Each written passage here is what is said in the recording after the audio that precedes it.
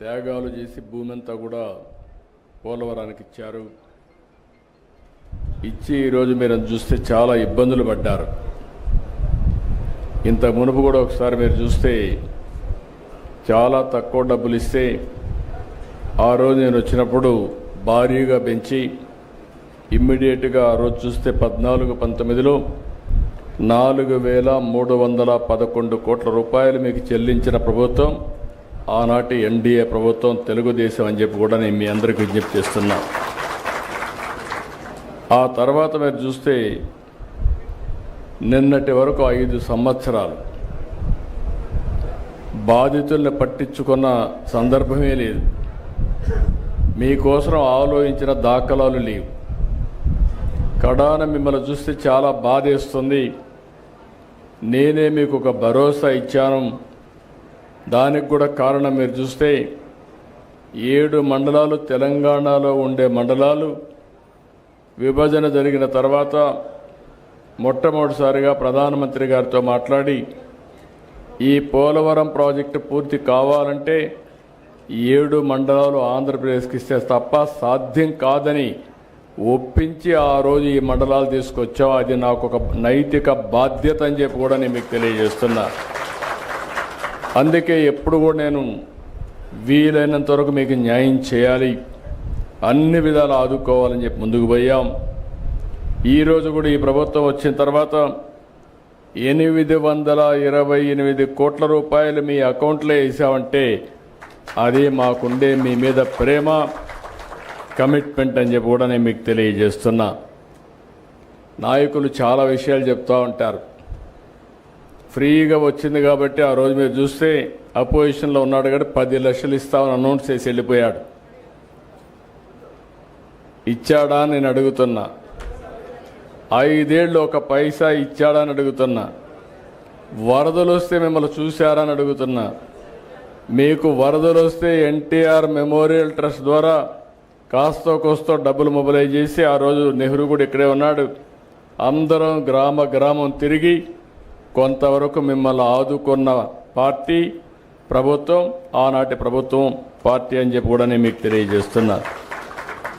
అయితే రేపు మళ్ళా వచ్చి మీకు చెప్పచ్చు ఏదో చేసేస్తానని. ఏమీ చేసేటి ఏమి ఉండవు. వీళ్ళకి అధికారం తప్ప మీకు అన్యాయం చేస్తే ఒక యాంగిల్ చేశాడు. పోలవరాన్ని ఏం చేశాడో మీరు చూశారు. ఎప్పుడో పూర్తి అయిపోయి ఉండాలి. ఆ రోజు తెలుగుదేశం ప్రభుత్వం కంటిన్యూ అయి ఉంటే 2020కి పోలవరం ప్రాజెక్టు పూర్తయి మీ అందరికీ పునరావాసం కూడా ఇచ్చి మీరు కూడా ఇప్పటికి సెటిల్ అయ్యేవారు.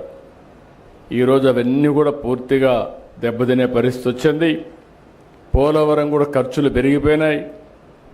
డయాఫామ్ వాల్ మీరు చూస్తే దగ్గర 400 కోట్ల రూపాయలతో డయాఫామ్ వాల్ కడితే అది ఈరోజు మొత్తం మునిగిపోయి కొట్టుకొని పోయి మొత్తం పాడైపోయి ఇప్పుడు 990 కోట్ల రూపాయలు ఖర్చు పెట్టే పరిస్థితికి వచ్చాం. అదనంగా ఇంకొక డయాఫామ్ వాల్ కడుతున్నాం. కనీసం ఈ డబ్బులు అనేది ప్రభుత్వం అంటే ప్రజాధనం ఎక్కడి నుంచో రాదు. ప్రజలు పన్నులు కడతారు. ప్రభుత్వం సమర్థవంతంగా ఎక్కడికక్కడ విషయాలన్నీ పరిష్కారం చేసుకుంటూ ముందుకు పోతాం. ఏ ఒక్క పైసా మేము ఖర్చు పెట్టినా అది మీకు చెందాలి. మీ డబ్బులు ప్రజల సొత్తు, మళ్ళా ప్రజల కోసమే ఖర్చు పెట్టాలి తప్ప దుర్వినియోగం చేసే హక్కు ఎవ్వరికీ లేదని కూడా విజ్ఞప్తి చేస్తున్నా.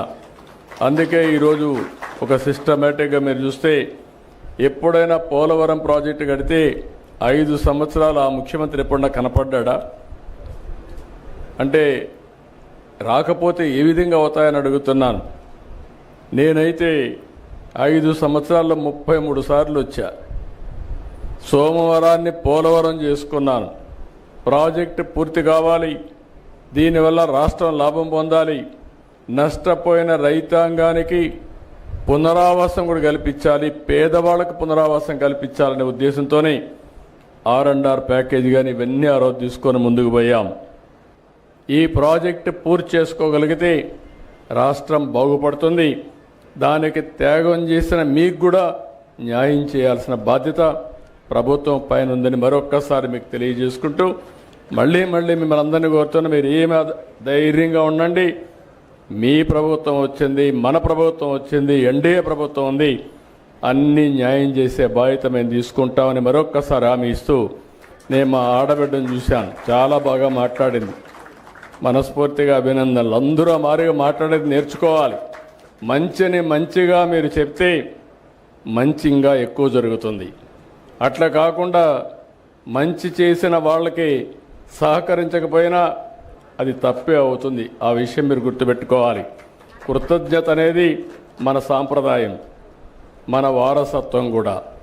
ఈరోజు మీరు చూస్తే ఏ ప్రభుత్వం కూడా 5 ఏళ్లు పరిపాలించిన ప్రభుత్వం ఒక్క పైసా ఇవ్వకపోతే వచ్చిన 9 నెలల్లో ప్రాజెక్టు కట్టడమే కాదు, పునరావాసం చేయాలి, బాధితులను ఆదుకోవాలని 828.25 కోట్లు, ఎక్కడ ఒక్క పైసా అవినీతి లేకుండా, దళారీ వ్యవస్థ లేకుండా మీ అకౌంట్లో డబ్బులు వేసిన ప్రభుత్వం ఈ ప్రభుత్వం అని చెప్పి నేను మీకు తెలియజేస్తున్నా.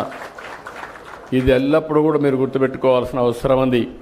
ఇప్పుడు దళారులు లేరు, మధ్యవర్తులు లేరు, దొంగలు లేరు, మోసాలు చేసేవాళ్ళు లేరు, మాయ మాటలు చెప్పేవాళ్ళు అసలే లేరు. చేసే పని చెప్తాం, చేసి చెప్పడమే కాకుండా చేసి చూపిస్తామని మరొక్కసారి మీ అందరికి హామీ ఇస్తూ, ఈరోజు గిరిజనులు ఉన్నారు ఇక్కడ.